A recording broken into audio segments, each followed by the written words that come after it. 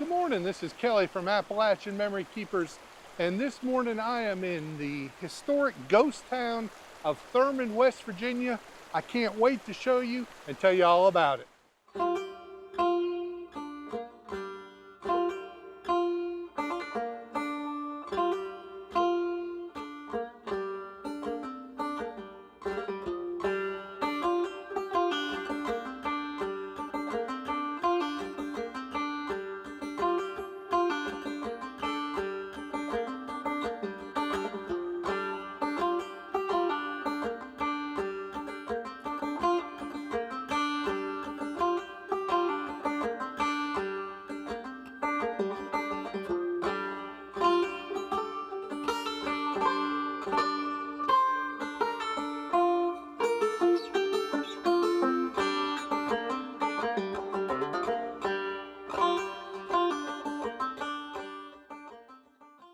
In 1873, Captain William Thurmond acquired the land that would become the town of Thurmond, West Virginia. Knowing that the mountains surrounding the new river were rich in coal, Captain Thurmond decided to speculate on the site, despite its extremely remote location and steep topography deep within the new River Gorge. The one major thing the new town had going for it was that it was strategically positioned alongside a railway. As the coal and timber industries expanded in the gorge, so too did Thurmond. In fact, from 1900 to the 1920s, it became one of the leading depots in the state, with up to 15 passenger and freight trains arriving every day, along with 75,000 plus visitors each and every year.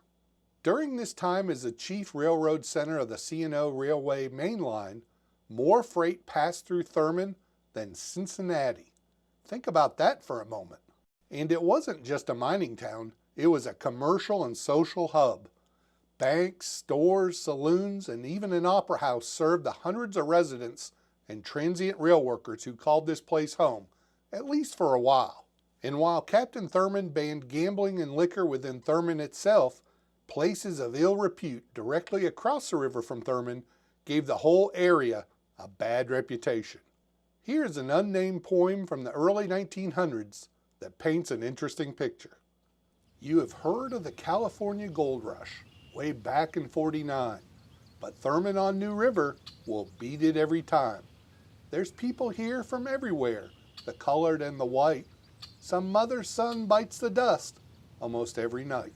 On payday they come to Thurmond with a goodly roll of bills. Some gamblers get their dough and they sneak back to the hills. Some thought near return alas, and they meet a thug. We find them on the railroad track or in the Thurmond jug. Where handy is the blackjack and the price of life is low, at Thurmond on New River along the C&O.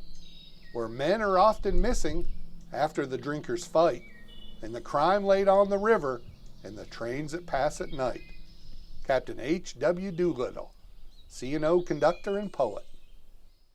Thurmond eventually became home to 2 hotels, 2 banks, restaurants, clothing stores, a jewelry store, movie theater, dry goods stores, and business offices. During the town's era of prosperity, brief though it was, coal barons contributed to the success of Thurmond's banks, which, at one time, were the richest in the state of West Virginia. Unfortunately, the town began to decline after diesel locomotives were invented and the importance of coal mining dwindled. This decline caused many of the local businesses to close, resulting in the immigration of residents. Moreover, the Great Depression produced yet another economic strain on the community, causing several other businesses and the National Bank of Thurmond to close. 2 major fires in the town took out several prominent businesses, causing even more difficulty and hardship for the community. These days, gone from a boom town to a ghost town, Thurmond and its few remaining buildings are preserved as part of the New River Gorge National Park and Preserve. It is open for visitation, and I would encourage you to check it out. So I didn't realize that you could catch Amtrak down here at the Thurmond depot. It'd be kind of cool to park down here and then come right over here and jump on the train and go anywhere, I guess, on the East Coast. I've never ridden an Amtrak train, but I am curious to. If you've ever ridden on a train, an Amtrak train, let me know in the comments below what your experience was. I feel like I've read good things and bad things, but yeah, tell me what your experience was.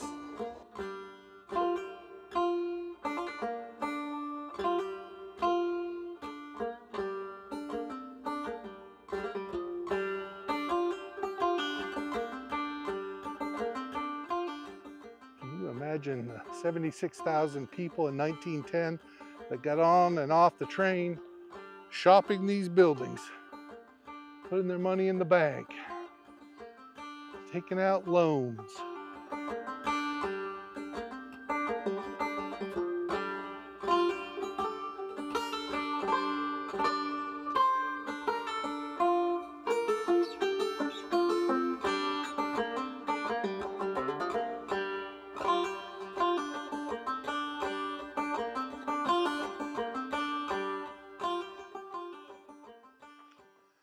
Wonder what this old building was.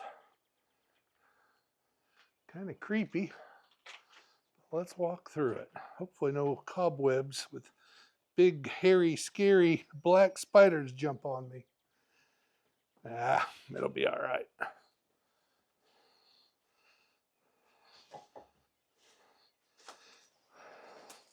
All kinds of pieces of rock.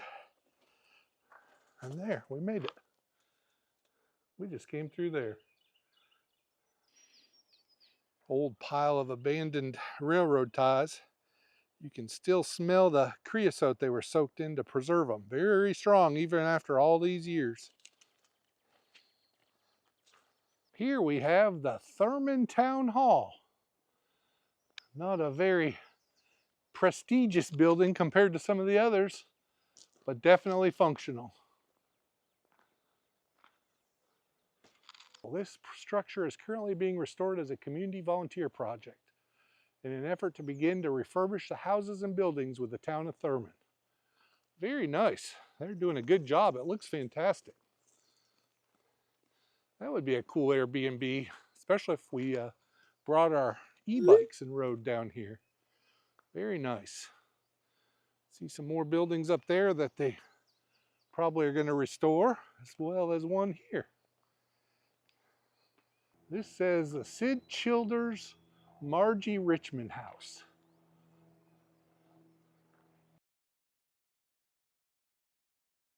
Well, it looks like we have come to the end of the historic district, and 2 more houses here. It was a great walk alongside the tracks. River's right over there through the woods pretty close.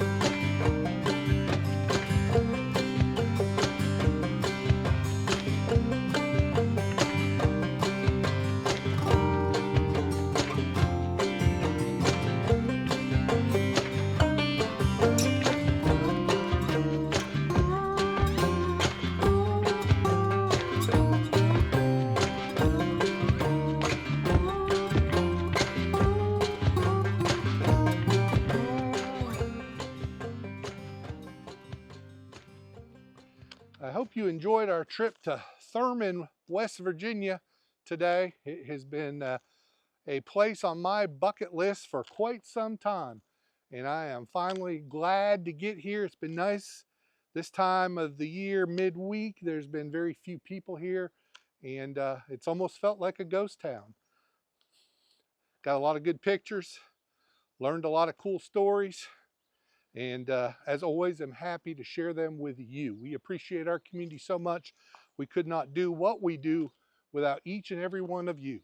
So until next time, don't forget to smash that like button and the subscribe button and the notification bell, because that lets you know when we publish or upload new material.